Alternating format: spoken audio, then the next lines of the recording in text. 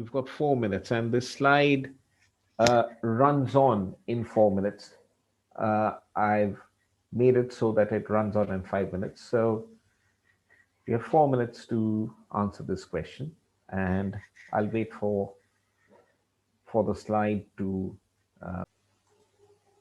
Right.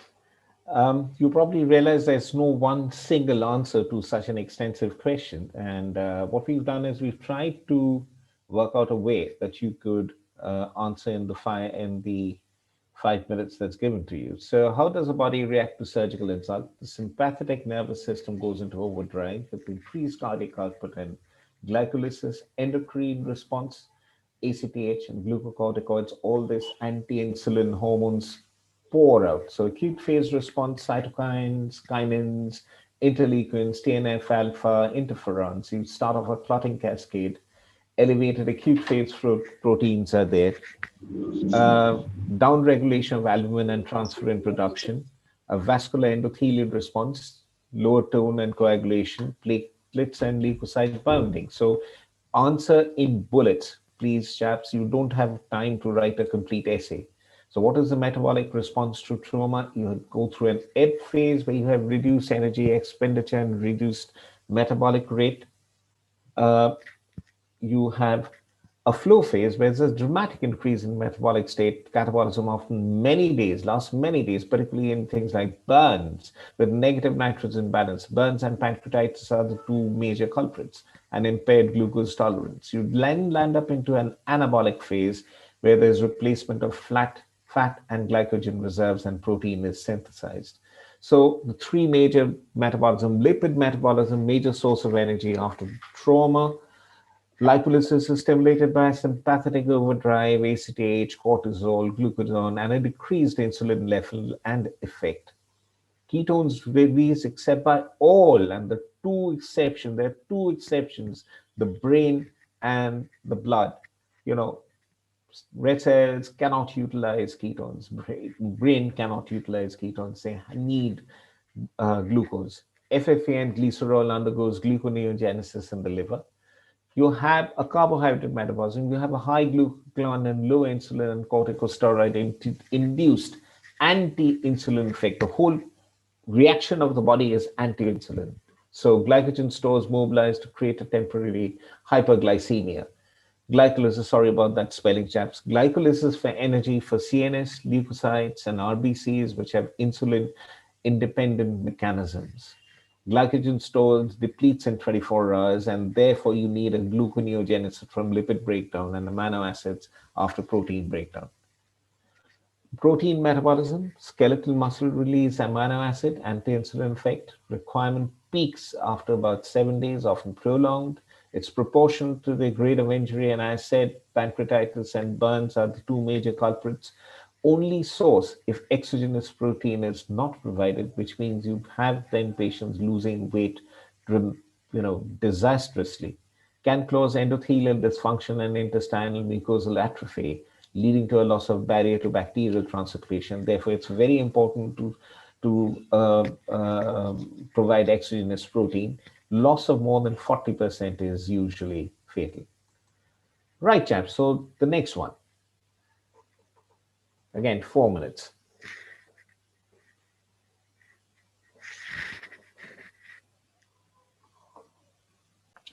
So this 76-year-old, long time on diuretics, I purposely put that on. Most likely cause, and how would you assess him? It's hyponatremia due to history of vomiting and diarrhea, stoma output, can have drug history of diuretics, fluid jet, salt poor, IV fluids given. So basically dilutional hyponatremia. So assessment, examination of pulse, blood pressure, GVP, urine output. As I said, do it in bullets, chaps. It's the best way to cover a huge amount that is sometimes expected of you in a multiple choice question. You do a test, blood, you do the full blood count, urine electrolytes, LFT, glucose, serum and urine osmolality, and you must do a urinary sodium. So what are the causes of hyponatremia? Hypovolemic, urinary spot sodium less than 20 milliequivalents per liter. Usually it signifies GI losses, third space losses, or diuretics, late phenomenon. urinary spot sodium more than 20, renal losses, and diuretics. So if the sodium is high, it is the kidney causing a problem, and early stage of diuretic use. You sometimes have a euvolemic hyponatremia. See, sodium and water always go into together. So if it's euvolemic, it means that both have gone down, but the sodium has gone down more in proportion to water. So, symptom of inappropriate ADH secretion, hypothyroidism, adrenal insufficiency, iatrogenic. Drugs, sometimes we are very fond of using tramadol. Tramadol is one of the major culprits. If it's hypervolemic, find out again what the urinary spot sodium is doing. If it's less than 20 milligrams per liter, think of liver disease and a heart failure. If it's more than 20 milligrams per liter, think of a renal failure. So, how does one treat hyponatremia? Again, in bullets, hypovolemic. Again, sorry about that spelling. Hypovolemic, volume restored with normal saline. Euvolemic, you have to restrict the water. See, the water has is proportionately higher than the sodium, so you have to give water restriction and diuretics. Hypervolemia, also water restriction and diuretics. And in acute symptomatic cases where the patient is heading towards coma, you can give IV furosemide 20 milligrams and careful use of hypertonic saline, which is 1.8, which is double or 3%. And you plan to raise the sodium by 1 to 2 millimoles per hour. Why? Because it's never more than 10 to 12 millimoles in 24 hours to avoid cerebral pontine myelinosis, which is a terrible thing to happen, and the patient usually succumbs because there's a differential rate of water take up between the gray and the white matter, as a result of which there's a pontine the myelin sheath separates from the underlying brain. So, what are the site of action of diuretics, chaps? I'm going to give you a diagram which is a good idea to copy. See the proximal tubule. In the proximal tubule, there's a carbonic anhydrase inhibitors with work.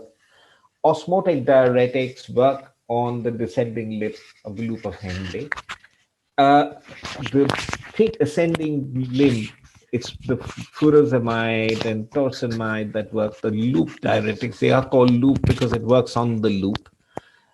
The thiazide diuretics actually work in the distal tubule. Again, in the distal tubule, you have the potassium sparing diuretics that work. So remember this little diagram if you want to take a screenshot of it, because it's going to feature in a number of our questions. So, particularly if you're talking of cirrhosis of the liver, and increasingly you're getting, because of liver transplant, you're getting patients with cirrhosis of the liver.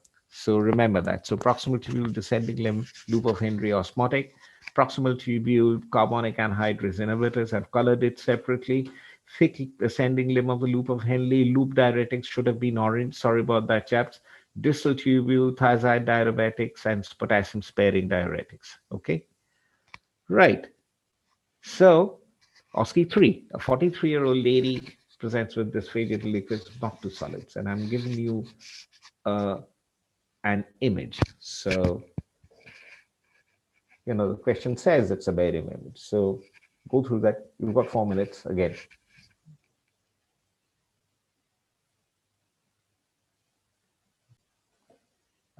Describe the barium image and give your diagnosis. It's a dilated sigmoid-shaped esophagus, eccentrically situated, smooth narrowing at the lower end, and a complete absence of fundic gas shadow in the stomach. So, if you've answered Achalasia cardia, you're absolutely right. So, how would you confirm your diagnosis? You do any UGI endoscopy after esophageal washout with the biopsy to rule out esophageal carcinoma. Need to do a washout because the usual description is that you've entered a cave which is lapping with dirty water. That's a classic description in most textbooks of surgery. And esophageal manometry with esophageal pressure topography to demonstrate incomplete relaxation of the lower esophageal sphincter in response to swallowing, and a high resting lower esophageal sphincter's pressure and an absent esophageal peristalsis is the gold standard for diagnosing an achalasia. What is the pathophysiology of the condition? Lack of a non-adrenergic, non-cholinergic inhibitory ganglion cells causing an imbalance in excitatory and inhibitory neurotransmission is the cause, which is why the patient has dysphagia to liquids, but not to solids, surprisingly. So, how would you manage this condition? Manage the chest complications. They almost always have a chest complication.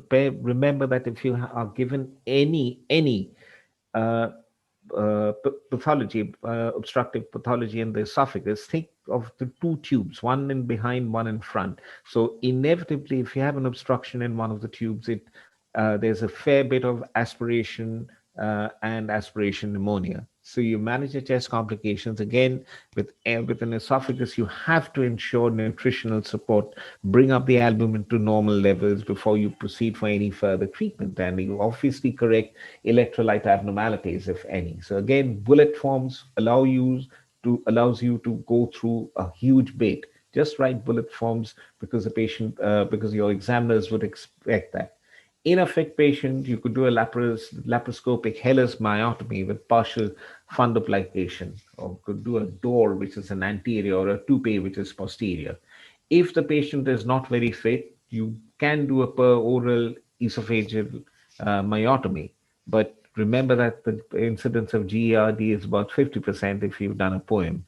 Or you could do a pneumatic dilatation. If the patient is very unfit, you can use a botulinum toxin injection, and of course nitrates and calcium channel blockers for failures. But remember, and this is the American College of Gastroenterology suggestions in 2013, if you've given, the problem of botulinum toxin injection is that it generates antibodies, and very soon your botulinum toxin doesn't work. It's a foreign protein, chaps, so it doesn't work. And then if you go in after injections, God help you, it's one of the most messiest places because anatomy is completely obscured, and it becomes a very, very, very difficult surgery, right?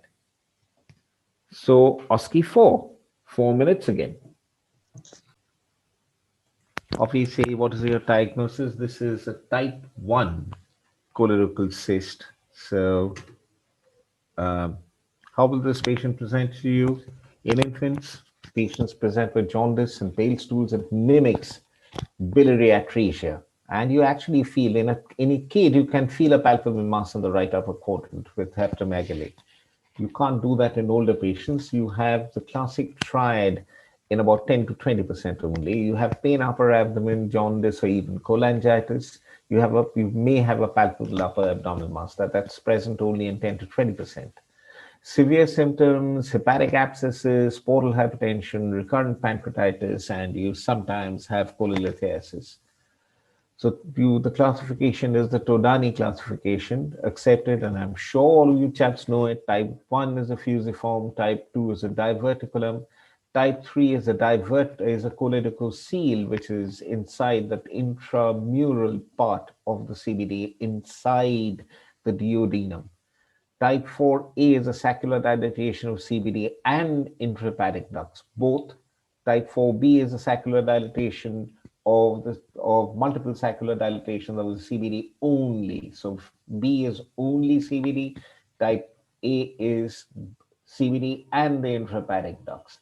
Type 5 is the infamous Carolese disease. So how do you treat?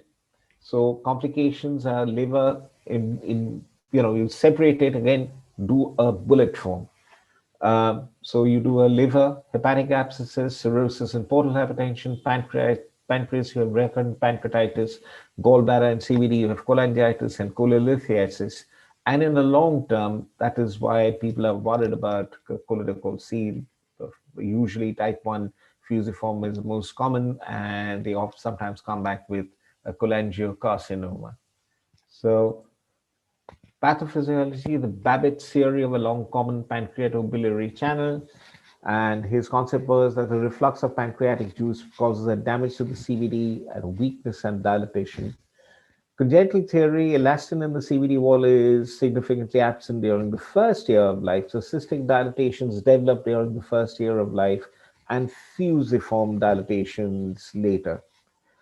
The other theory is that you have a CBD outlet obstruction from various causes, or some people even go so far to say this might be a part of a CBD or a duodenal duplication cyst. There's not too much of people who subscribe to that. I mean, the commonest is Babbitt's theory, and you need to remember that. It's not. It's just a theory. There's no way of proving it. So surgical management type 1 is treatment of choice is complete excision of the involved portion of the extrahepatic bile duct with a ruin by hepatocogegnostomy to restore biliary enteric continuity. Type 2, where you have a diverticulum, is complete excision of the dilated diverticulum comprising a type 2 choledochal cyst. The resultant defect in the common bile duct may need closure over a T tube if it's very large, if the communication is large. Type 3, colorectal seal, it depends on its size. A therapeutic choice, if it's less than 3 centimeters, you can opt for an endoscopic sphincterotomy. If it is larger than 3 centimeters, it sometimes actually produces a fair degree of duodenal obstruction as well. It is excised surgically via a transduodenal approach. And if the pancreatic duct enters the choledochal, you need a reimplantation of the pancreatic duct into the duodenum as well. Please don't forget to reimplant the pancreatic duct, otherwise you'll land up with a massive pancreatitis. Type 4, complete excision of the dilated intrahepatic duct followed by ruin by hepatocogegnostomy to restore continuity. Usually, the intrahepatic ductal disease does not require dedicated therapy unless you have intrahepatic stones or intrahepatic ductal strictures and hepatic abscesses are present. In such cases, sometimes it is, and we find surprising. Don't ask me why. It's more in the left lobe, so you can actually add a left hepatic lobectomy to this operation. Type 5 is Caroli's disease. If you have disease, very fortunately limited to one hepatic lobe, again, left lobe usually affected. Don't ask me why, I don't know why. If you could go in for a lobectomy, provided there's sufficient amount of hepatic functional reserve. Biliary disease with manifest signs of liver failure, biliary cirrhosis, or portal hypertension may require liver transplantation. And finally, what happens if it's densely adherent? Sometimes, this particular patient that you saw had, very unfortunately, somebody did a choledochocystogeginostomy and she developed a raging cholangitis. So it was completely stuck. And we did the famous Lilly approach where if the cyst is densely adherent to the portal vein, secondary long-standing inflammatory, so what you do is you remove the entire mucosa because that is the one that causes cancer. So you theoretically it removes the risk of malignant transformation in that segment of that duct. So that's the Lilly technique. Right. We are back again with the next OSCE, and that's OSCE number 5. So there you are.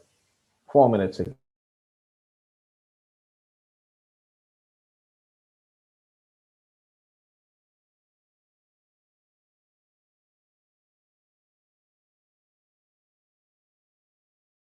Yeah.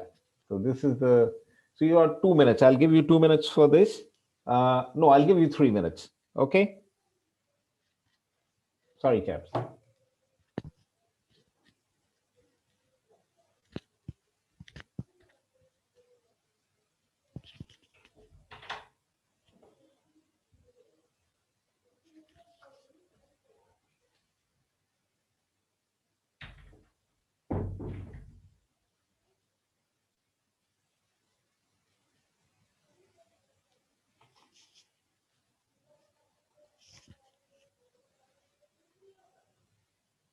Hope you've been able to do it. So, anastomotic leak is the answer. Incipient SIRS, metabolic acidosis with type 1 respiratory failure. Management is resuscitation, workup with imaging, laparotomy. You need to put in a small bit of details. What are you going to do? Causes and incidents. So, um, why do you do SIRS? SIRS, because when you say incipient SIRS, you have to answer at least two of the following four criteria: fever 100, more than 100, or hypothermia less than 96.8, tachycardia with pulse rate more than 90, tachypnea more than 20 breaths per minute, A leukocytosis is also either way, either more than 12,000 or less than 4,000. So incipient surge, uh, you know that just take a screenshot of this, and it's helped me an enormous amount. Disturbance of acid-base balance. Look at the PaCO2. If the PaCO2 is equal to pH, if it corresponds to the stage, which means if the PaCO2 is high and the patient is uh, acidic, so that corresponds to a respiratory change. If the PaCO2 is low and the patient is alkalotic, so it's corresponding. So you think this is a respiratory failure that is causing this problem. The only problem, therefore, is that there's a difference between a type 1 and a type 2 failure. So we'll address that at some other class later. Okay, but what happens if the PCO2 doesn't correspond to pH? So look at the base deficit.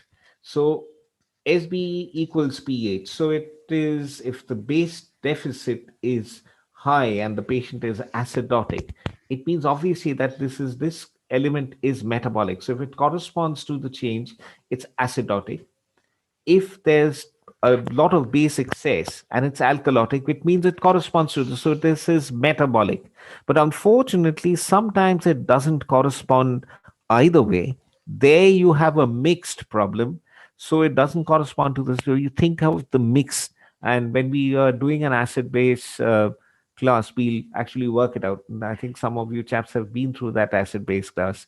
Uh, I've been told it's a very boring class, but I think you do get questions, and I insisted that we give you some acid base balance because we are all used to this at the MRCS and FRCS levels. So some of your faculty at the DNB are also examiners for the Royal College, so that's the reason. Sir, corresponding means, sir, pH. If the pH is high, then PCO2 will be low, in the lower Yes, side. low. Yes, yes. Yes. If the Yes. PCO2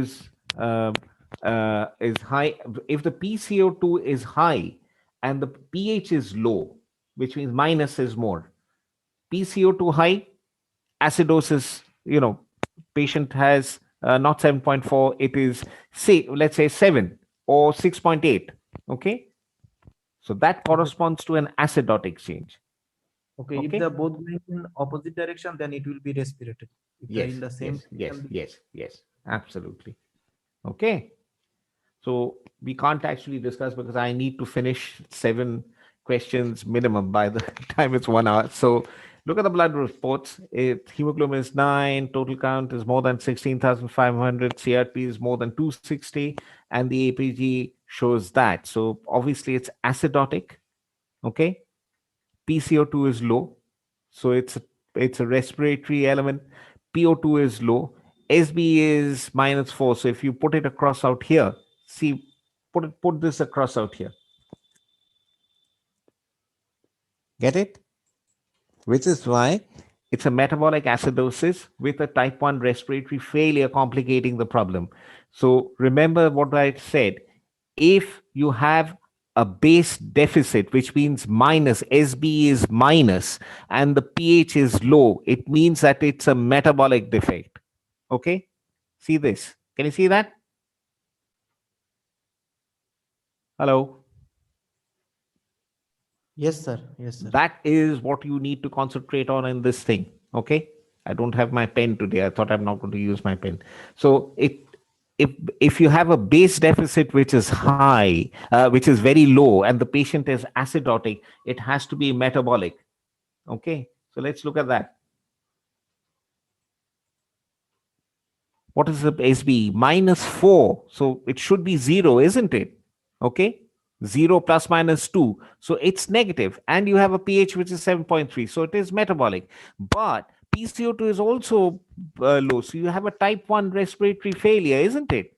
So it's actually adding to the problem. Okay. Okay. It should have, I mean, it's a type 1 respiratory failure. What is the difference between a type 1 and a type 2 respiratory failure? Type 1, where the patient can breathe out more as a response. So this is in effect a response. The PCO2 is a response to that SBE being low, isn't it? Patient is trying to breathe out more. Get it? Yes, sir. Okay. Uh, Tell you what, I'll take a class on acid base balance. I think that needs a fair bit of taking through. Right. Okay. Next question, chaps. Again, 4 minutes.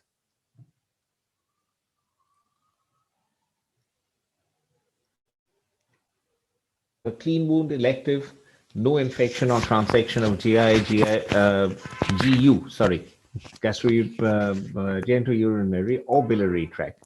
Clean contaminated, urgent clean case, controlled opening of the GU or biliary tract with minimal spread. So clean contaminated soiling of operative field at surgery or open traumatic wounds, dirty, pre-existing perforation of GIGU or biliary tract de novo or following penetrating trauma, which has lasted for longer than 4 hours. Okay.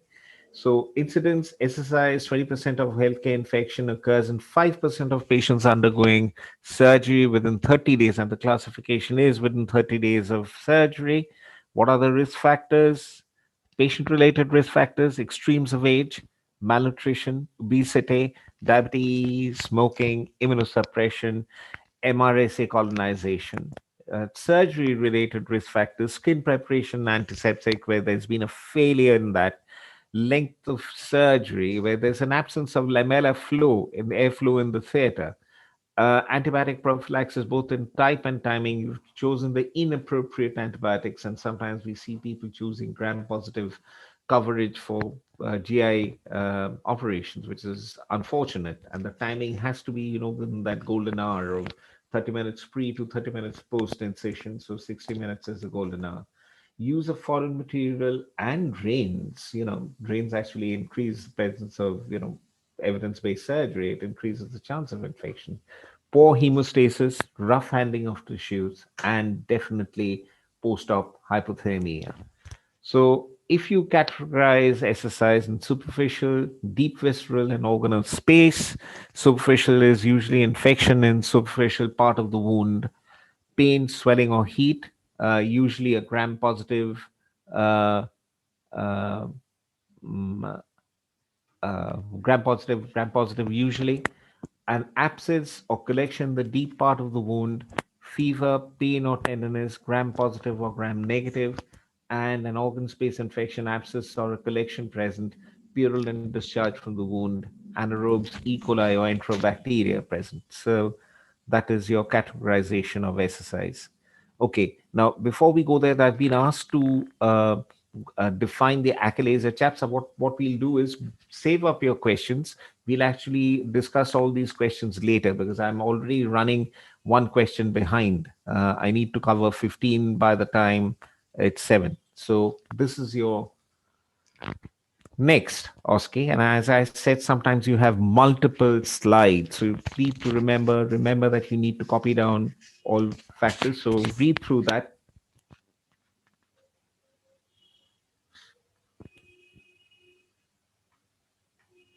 Okay, if you read through that, that is the CT scan. I'm going to leave that on for at least 2 minutes so that you have a good look at the CT scan.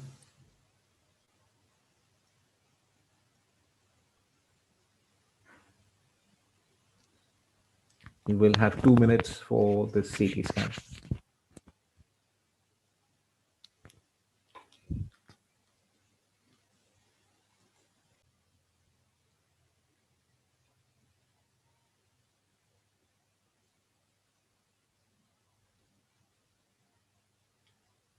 Right.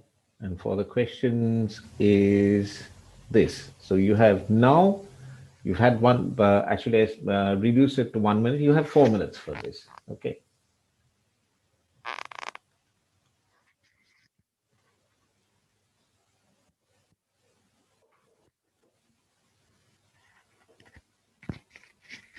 So diagnose what's a cell of origin. Gastrointestinal stromal tumor is the most likely diagnosis. If you've said that, it's the most likely. So That is it. And the cell of origin is the pluripotential cells, which are scheduled to develop into the intestinal pacemaker cells of Cajal. It's not the pacemaker cells of Cajal because it's too differentiated. It's the pluripotential stem cells, which are scheduled to develop into the intestinal pacemaker cells of Cajal. So, how would you confirm your diagnosis? You ensure coagulation parameters are normal. Usually, endoscopic biopsy picks up because it comes from the muscle. Usually, you'll end up with inflamed mucosa. So, in this particular patient, since we have a area, I mean, if you, you're not supposed to go back, but if you look back, sorry, where am I? See, I mean, that's an area where you can approach. It's completely safe to approach it out here, and you can actually you can see out here. That is why I've given you these two slices. You can actually do a true cut biopsy from there, which is more likely to give you a diagnosis, a histological diagnosis. You do a image guided core needle biopsy. The types are usually spindle, that's commonest, epithelioid, and mixed. Immunohistochemistry, it's positive for CD117 kit, 95%. Some are also positive for CD34, about 80% in the stomach. And sometimes you have a CD117 negative kidney wild type or platelet-derived growth factor PGDFRA mutations are present. So these are the variants that you need to know about. So how is the disease state? Based on the site, size, and mitotic count, and I am very fond of using the UK clinical practice guidelines of 2017, where you have different sites with a mitotic count. So that's the if you want to, please take a screenshot of that. I'm going to avoid reading it through, just to tell you that the tumor site is very important, because something, in a, for example, if you have a gastric tumor of a particular size, that's more likely to be an intermediate risk. Whereas if you have a non-gastric site where the same size, 2.1 to 5 centimeters, if it's non-gastric, it's a high risk area. So just remember that the stomach has a lot more reservoir. So as a result of which, gastric GISTs are supposed to be technically less of a risk rather than the non-GI uh, non-GI GISTs. Okay, so take a screenshot of that whenever we discuss this, and we are going to do that in the oncology session. We'll go through it at far more details. So, how would you stage this patient? This patient is essentially, remember, she's 86 years old, has already had cardiac intervention. So it's basically, and this actually involves the diaphragm, and the portion of the diaphragm it involves, it's just adjacent to the precordium. It's presently inoperable. So counseling regarding the possible side effects of imatinib mesylate, Gleevec. So there's a chance of treatment failure, and you treat with imatinib mesylate 400 milligrams twice daily, and you watch her and see what the response to her treatment is. And sometimes you're very fortunate because it shrinks in size, and then you can go in and do a lesser sort of surgery. Sir, Right. what's there in the picture? Liver. Sorry? There is, sir, in the picture CT scan, there is a lesion, anechoic lesion in the liver. What was that? That's a cyst. Just a cyst. It's not. That's a cyst. No, actually, that's not a cyst. She actually had a huge dilatation of the bile duct. Okay, so basically, she has had cholecystectomy, and I think she's developed a choledochal. I mean, the surgeon in question didn't overlook that choledochal cyst. So that's basically a choledochal cyst, a fusiform choledochal cyst. But you can see that tumor is actually involving the diaphragm out here just below the heart. Can you see that? Okay, right. So we'll Yes, show sir. you this CT scan again when we are doing the oncology.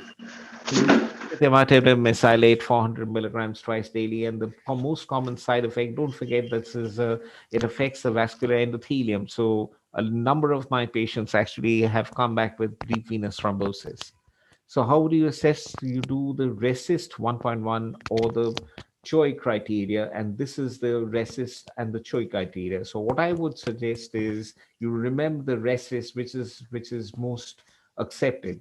Complete response, partial response, SE doesn't meet criteria for other responses, and PD, progressive disease. So if you think about that, go and read up about the RESIS criteria. If you want to take a screenshot of this, I don't want you to remember that there's something called the CHOI criteria. I don't want you to remember the CHOI criteria. I want you to remember the RESIS. So take a screenshot of this, please. Okay. We have been through this when we discussed sarcomas, and we have been through this when I took a class on GIST before. So we are probably scheduled to do that again. Right. So next, so this is a 45-year-old patient. So why don't you read all the way through? I'll ask you the questions in the next slide. Give you just about half a minute to get through this.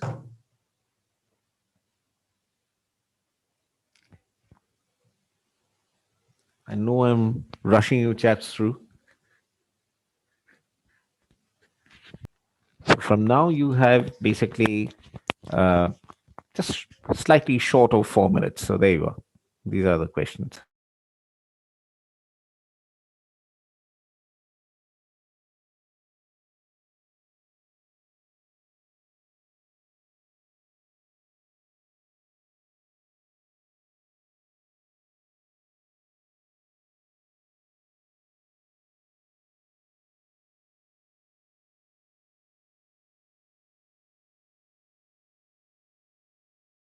Just to tell you, if you have any friends who are him, tell him or her that we can't let people in without their names. So if there's anybody who is contacting you, please tell them that to allow you in, you need to come in with a name, please. Okay. Right.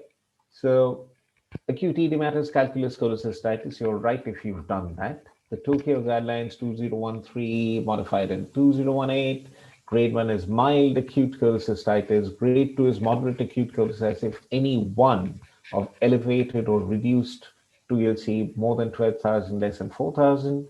A palpable mass in the right upper abdominal quadrant. A duration of complaint more than 72 hours. Marked local inflammation if you have gangrenous, pericholecystic fluid or hepatic abscesses or biliary peritonitis. Grade 3 is you go to a stage of CVS instability requiring support or neurodeficit or organ failure, respiratory, renal, hepatic, and hematological dysfunction. What are the complications of gallstones? I'm sure you guys got it, but just classify it. It makes it easy in the gallbladder. CBD, pancreas, intestine, and general.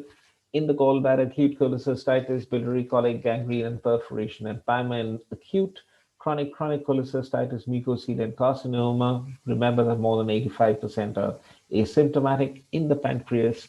Acute pancreatitis in the intestine, if it migrates into the intestine, you can have a gallstone ileus or even a gastric outlet obstruction in the Bouveret syndrome.